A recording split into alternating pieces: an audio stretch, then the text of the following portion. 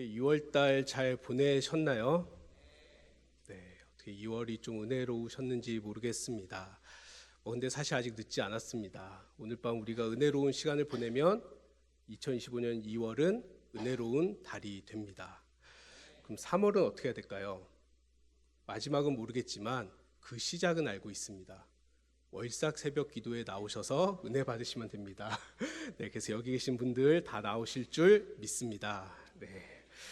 이스라엘 백성들은 세 번의 절기 때마다 예루살렘의 성전에 올라가 하나님을 예배했습니다. 그들은 주님의 집인 성전을 사랑했고 그곳에서 하나님을 만나기를 갈망했습니다. 1절과 4절을 제가 읽겠습니다. 만군의 여호와여, 주의 장막이 어찌 그리 사랑스러운지요. 주의 집에 사는 자들은 복이 있나니 그들이 항상 주를 찬송하리이다. 시인의 이 노래에는 하나님을 따르는 사람의 기쁨이 충만하게 표현되어 있습니다. 기쁨이 충만한 이유는 하나님 안에 거하는 것이 곧 복이라는 사실을 그들이 믿었기 때문입니다.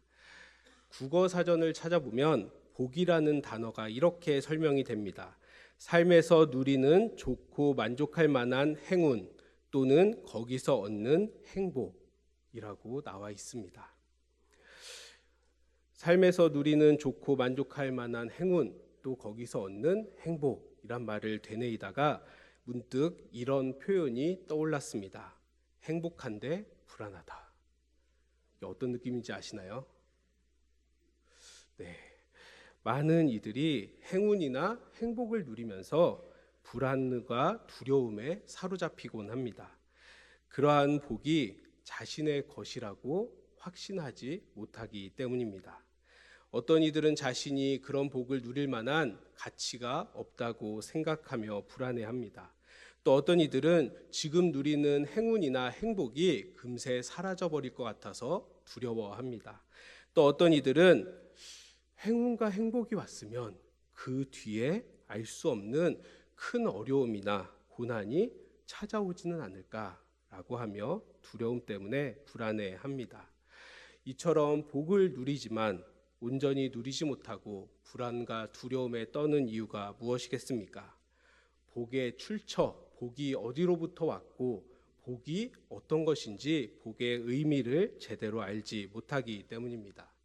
세상 사람들은 복을 우연히 얻은 행운이나 아니면 힘들게 어렵게 그렇게 해서야 인색하게 주어지는 그런 것으로 생각합니다. 그 한계성으로 인해 복이 자신의 것이라고 확신하기가 어려우니 불안하고 두려울 수밖에 없습니다. 그런 의미에서 우리는 복을 받은 사람들입니다. 우리가 받은 복, 우리가 누리는 복이 하나님의 선물이라는 사실을 우리는 알고 있기 때문입니다. 또 하나님은 우리에게 선하시고 신실하시기에 하나님께서 주신 복이 사라지지는 않을까, 없어지지는 않을까, 변질되지는 않을까 의심할 필요가 없습니다. 그렇게 하나님께서 나에게 복을 주셨다라는 사실을 아는 것, 그 복이 변함이 없어서 잘 누리면 된다는 것을 아는 것 자체가 이미 복되다는 사실을 기억하시기 바랍니다. 그 사실을 기억하고 또 감사할 때 우리는 영원토록 하나님을 찬양할 수 있습니다. 이스라엘 민족들에게 이러한 믿음이 있기에 그들은 주님께서 계신 성전을 사모했습니다.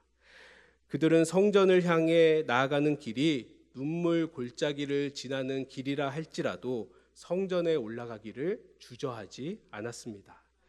그들은 순례의 시작과 또 거쳐야 되는 과정과 그 마무리에 이르기까지 하나님께서 그들에게 복을 주시고 지켜주실 것을 신뢰했습니다. 5절입니다.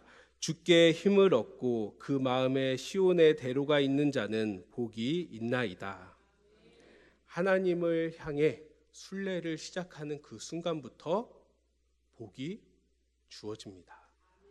어떤 목사님이 이런 얘기를 하시더라고요. 세상의 많은 종교는 구원을 받기 위해 어떤 진리에 이르기 위해 믿는다는 것입니다. 그래서 고행을 하기도 하고 수련을 하기도 합니다. 그런 과정을 통해서 어떠한 단계에 어떠한 진리 가운데 다가가고자 노력하는 것입니다. 근데 우리 기독교는 어떨까요? 구원을 받고 시작합니다. 그렇죠? 일단 받고 시작하는 게 우리의 믿음입니다. 우리가 하나님을 믿는다는 것은 예수 그리스도, 독생자 예수 그리스도를 통해 우리를 구원해 주셨다는 그 사실, 예수 그리스도가 우리의 구원자라는 사실을 믿는 것에서부터 우리의 신앙이 시작됩니다. 그렇기에 순례의 길을 시작하는 그 시점, 어쩌면 그 이전부터 우리는 복을 받았다라고 할 수 있습니다. 이것은 굉장히 중요한 사실입니다. 진리를 알지 못해 향방 없이 다름질하는 인생들이 넘치는 이 세상에서 인생의 방향을 아는 것만큼 중요한 것은 없기 때문입니다. 존 버년의 철로 역정은 자신이 서 있는 자리가 멸망의 자리요, 또 문제가 있다는 것을 발견한 크리스천이 천성을 향해 순례하는 이야기입니다. 크리스천이 천성을 향해 순례를 시작할 때 그의 눈에 그때는 아직은 시온의 대로가 보이지 않았습니다. 하지만 멸망의 도시에서 아무것도 알지 못하고 아무것도 인식하지 못한 채 남는 이들보다 크리스천의 발걸음이 더 복되다는 것은 우리가 잘 알 수 있습니다. 그가 멸망의 도시를 떠나 천성을 향해 순례하기 시작했을 때 구원의 역사가 이미 시작되었기 때문입니다. 성도는 믿음의 눈으로 시온의 대로를 바라보며 걷는 사람들입니다. 그 길로 나아갈 힘을 주님께로부터 얻습니다. 성경을 이런 사람을 복 있는 사람, 행복한 사람이라고 노래하고 있습니다. 사랑하는 성도 여러분, 우리는 하나님의 은혜로 이미 순례를 시작한 사람들입니다. 순례를 시작했다라고 하면 뭔가 까마득하게 느껴질지 모르나 이미 순례를 시작했다는 표현은 이미 우리는 복 있는 사람이요 행복한 사람이라는 의미인 줄 믿습니다. 우리는 마음에 있는 시온의 대로로 인해 세상 어느 곳에도 찾을 수 없는 진정한 행복을 소유했습니다. 하나님을 향해 나아가는 그 길 자체가 복이라는 사실을 믿으시기 바랍니다. 물론 하나님께 나아가는 길, 믿음의 길이요 복된 길이지만 그 과정이 마냥 은혜롭고 쉽지만은 않습니다. 성경은 순례길 가운데 눈물 골짜기를 지나가게 된다라고 합니다.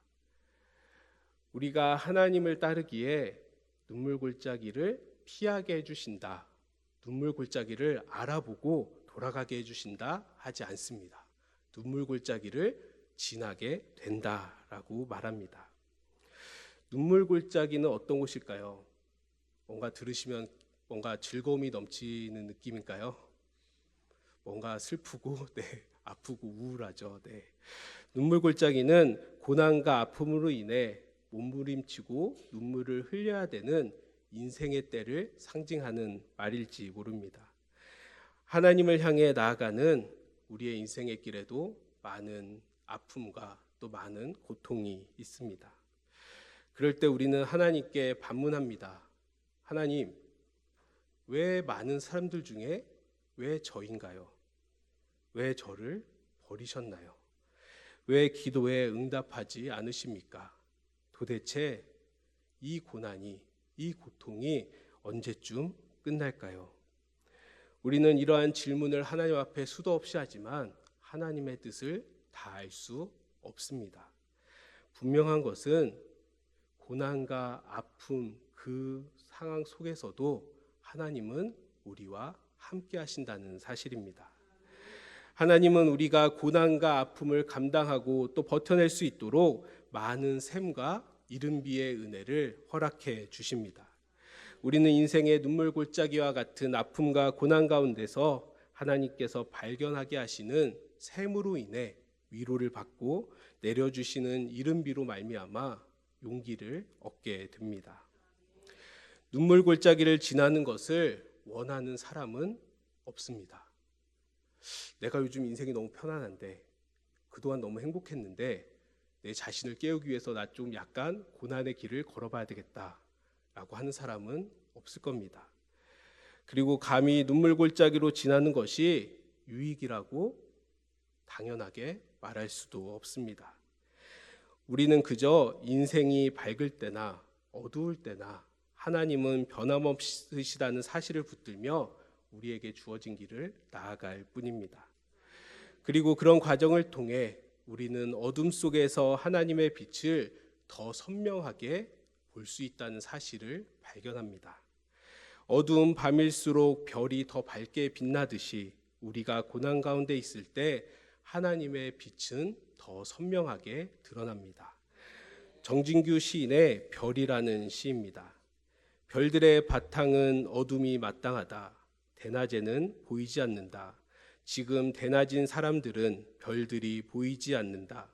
지금 어둠인 사람들에게만 별이 보인다. 지금 어둠인 사람들만 별들을 낳을 수 있다. 지금 대낮인 사람들은 어둡다. 하나님 앞에 나온 이 시간에도 인생의 어둠으로 인해 마음이 무거운 분들이 계십니까? 고난과 아픔 속에서 속으로는 눈물을 삼키고 계신 분들이 이 자리에 있을지 모릅니다. 고난과 아픔으로 인해 허덕이는 심령이 있다면 자비로우신 주님께 샘을 발견하게 해달라고 간구하시기를 바랍니다. 메말라 갈라진 인생의 길로 인해 고통스럽다면 이른 비로 적셔주셔서 부드럽게 해달라고 기도하시기를 바랍니다. 하나님께서 간구하는 우리에게 힘을 주시고 위로와 용기를 더해 주실 것입니다. 그런 믿음으로 나아가는 우리에게 주신 말씀이 7절에 기록되어 있습니다. 7절을 함께 읽겠습니다. 그들은 힘을 얻고 더 얻어나아가 시온에서 하나님 앞에 각기 나타나리이다. 힘을 얻고 더 얻는다는 표현을 원어적으로 직역해 보면 힘에서 힘으로 라고 할 수 있습니다. 그러니까 시작도 힘이요 끝도 힘이라는 말입니다. 우리가 걷는 순례의 길은 하나님께서 주시는 힘으로 시작해서 하나님께서 주시는 힘으로 걸으며 하나님께서 주시는 힘으로 마치게 된다는 의미입니다. 근데 그 시작과 끝이 어딜까요? 탄생에서부터 무덤까지일까요? 영원부터 영원까지인 줄 믿습니다. 하나님의 은혜가, 우리에게 주어진 은혜가 이 인생에 한정된 게 아니라 우리를 감싸고 영원부터 영원까지 주어진다는 사실을 믿음으로 바라본다면 우리는 우리 인생 가운데 있는 눈물 골짜기를 믿음으로 걸어 나갈 수 있을 줄 믿습니다. 하나님의 은혜가 태초부터 영원까지, 영원부터 영원까지 우리와 함께 한다는 사실을 믿음으로 바라보시기를 바랍니다. 그렇기에 우리에겐 소망이 있습니다. 우리가 걷는 순례의 길 그 마지막에 하나님 나라에 당도한다는 소망입니다. 하나님께서 우리에게 힘을 주시고 인도하시고 지켜주시기에 우리가 품을 수 있는 소망입니다. 그런 소망이 있기에 우리는 하나님 앞에 완성된 각자의 아름다운 모습으로 인해 기뻐하고 감탄하며 찬양할 날을 맞이하게 되리라 믿습니다. 그날을 믿음으로 또 소망으로 바라보며 기도의 자리로 나아가 하나님께 힘껏 바라며 또 힘껏 간구하는 오늘의 시간, 기도의 시간이 되기를 바라고요. 또 하나님께서 우리에게 주시는 응답으로 말미암아 우리가 함께 기뻐하며 하나님께 찬양하며 감사할 수 있기를 간절히 소망합니다.